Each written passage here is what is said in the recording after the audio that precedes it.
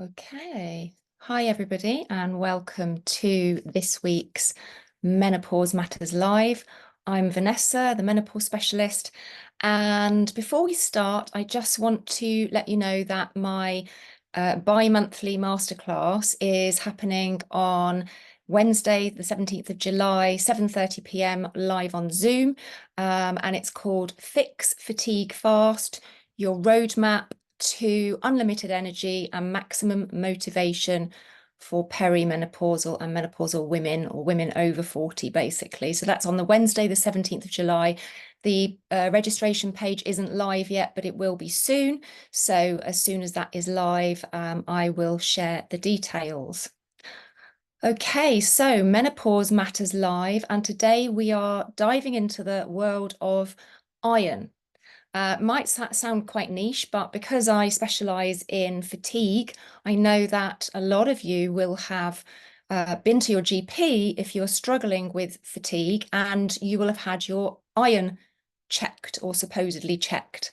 So it's a very, very misunderstood mineral, iron, and it is absolutely crucial for our health, as are every single mineral that we have in our bodies, because they are essential. We can't make them, so they are very, very important and have lots of different actions on the body, and iron is no exception. But, and this is a big but, too many women are being given iron supplementation when they shouldn't be. And so today we'll explore what you should be looking out for when it comes to iron supplementation, your blood labs with the GP, etc. So first of all, let's talk about the importance of iron in the body. So the role of iron, it's very important for oxygen transport. It's a key component of your hemoglobin, which carries oxygen from the lungs to the rest of the body. It is involved in energy production, energy metabolism and production. It is essential for a healthy immune system. It is a very, very vital mineral. There is misunderstanding because in terms of iron overload versus iron deficiency. So understanding the difference between the two and whether you need more iron or you have too much, or perhaps you have enough but you can't transport it, which we'll come on to. If you eat meat and you are not heavily bleeding, bearing in mind most of the women that I work with are either in perimenopause or postmenopause. So unless they're kind of early perimenopause where they may be bleeding heavily, that can be a symptom. A lot of women are having less heavy periods as they go through this progression, this transition period.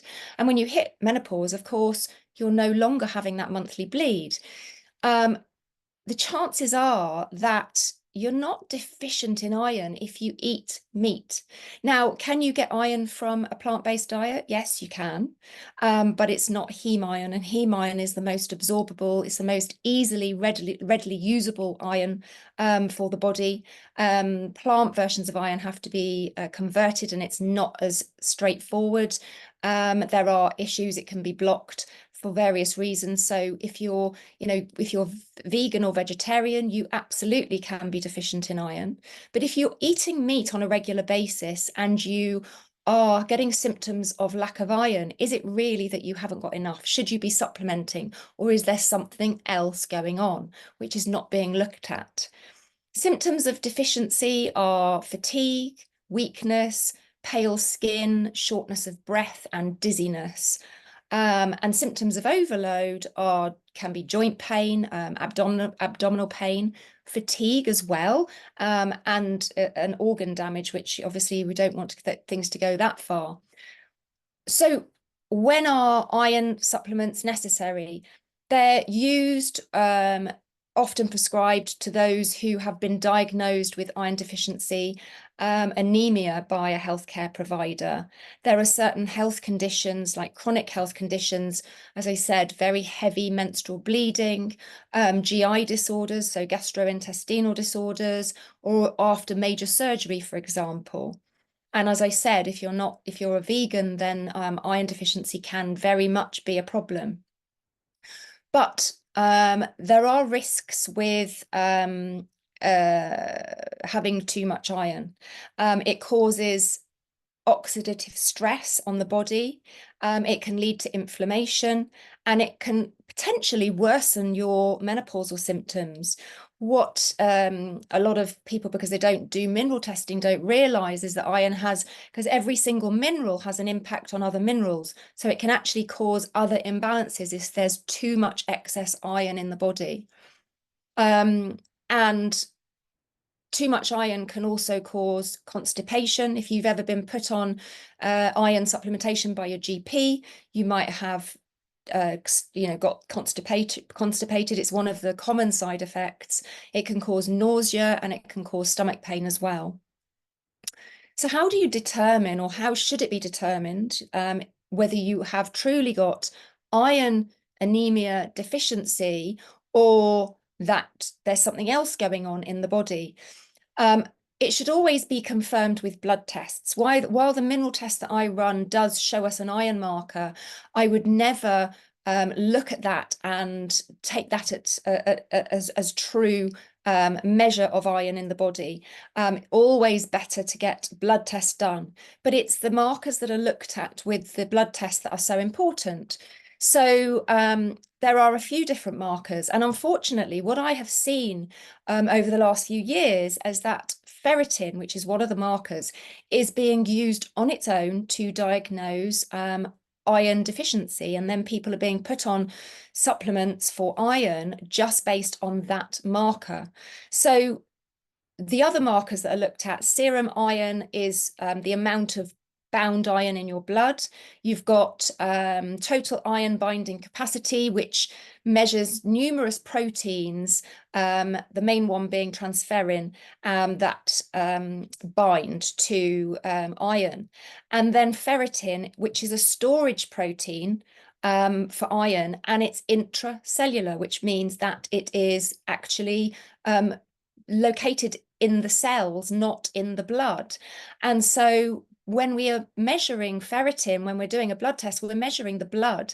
Now, of course, there's going to be some ferritin in the blood from cell death, but using that marker alone cannot tell you whether you have got iron deficiency or iron overload. It needs to be in line with other markers like iron saturation. Ferritin and iron saturation should move together. So if one's high, the other is as well. And if iron saturation is high, ferritin should be high as well, and that could indicate iron overload. But if it's low, and you've got high iron saturation, you've probably more likely got an inflammatory issue, because ferritin is an inflammation marker too. So what I'm saying is, it's not a good idea to be supplementing iron based purely on a ferritin marker, which is what I have seen happen. And it can cause a lot of problems because that's not actually what the issue is in the first place. So it's always best to get more iron markers and to discuss the test results with your healthcare provider to determine whether supplementation is really needed, and look at, am I vegan or vegetarian or a meat eater? Number one. Do I have heavy bleeding? Number two. Is there anything that could be causing me to be anemic? Is there anything that could be, there's got to be something there in the first place to make you think that you may be iron deficient. Natural ways to maintain healthy iron levels. So iron-rich foods, as I said, lean meats are a very, very good source, poultry, fish, but also plant sources are okay. They just tend not to be as good. Lentils, tofu, spinach, and of course there's fortified cereals. I don't recommend those. I don't like any, well, firstly, I don't like people eating breakfast cereals because they are not great for us at all. And I don't like fortified anything, to be honest. I'd rather it comes from natural sources, actually, as part of the food. Pairing iron-rich foods with vitamin C-rich foods like citrus fruits and tomatoes, bell peppers, that can help improve absorption because we need vitamin C present to absorb it. And also, you've got to look at your stomach acid, and stomach acid is needed as well to absorb iron.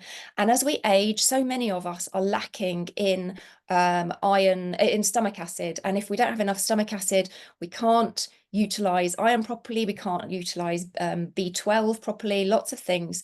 It's very, very important. So that's something else to bear in mind.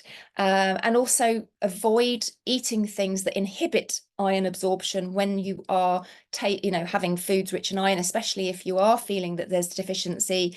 Things like caffeine and certain whole grains as well can actually affect the absorption of iron. If you are prescribed iron supplements and you truly have got an iron deficiency, the right supplements in the right form are really important. There are better forms than others. There are some that are much gentler on the digestive tract and don't cause so much constipation. There are blends that are put with other things. The ones that you get on prescription from the GP tend to be very kind of basic forms of iron. There are better ones, but you would have to get those out of pocket. You wouldn't get them on prescription.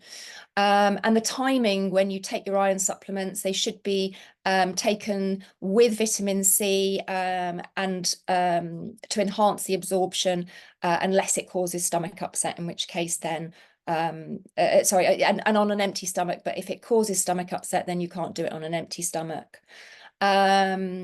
So what can stop? So let's just quickly talk about, you are not vegan, you eat meat, and you are the signs of a lack of iron. Is it a lack of iron in the diet? Probably not. We can actually store quite a lot of iron in the body. So then it comes down to, why are you not getting access? Why can you not utilize that iron? And there's a lot of things that can be. It can be that it can't be transported properly.